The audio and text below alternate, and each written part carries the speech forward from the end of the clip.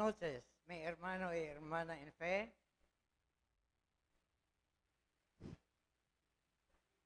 Pasaluda kita na di aton mga bisita esta noche. Estaban na LGU, representante del mayor, si Mr. Junti Castillo.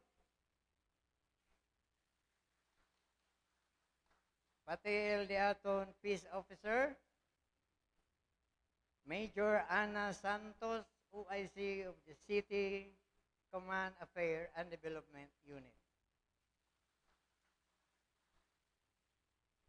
Buenas noches again.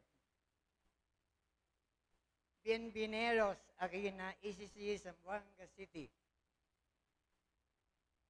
Karon binisay una na.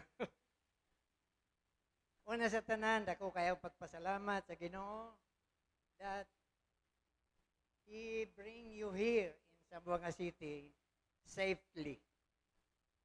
From Bukidnon Area Conference, from Central Mindanao Area Conference, and from Lanao District Conference of Northern Mindanao, District Conference of Northern Zamboanga, Western Mindanao Conference, and of course the host conference, our conference, District Conference of Southern Zamboanga.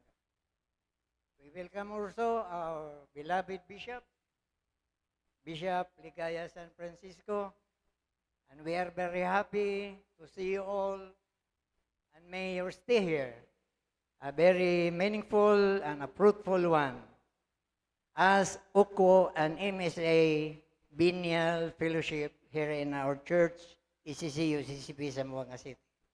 Again, in behalf of the District Conference of Southern Zamboanga Conference Council and the member churches of the District Conference of Southern Zamboanga, I welcome you all. Bienvenidos aquí na Zamboanga City.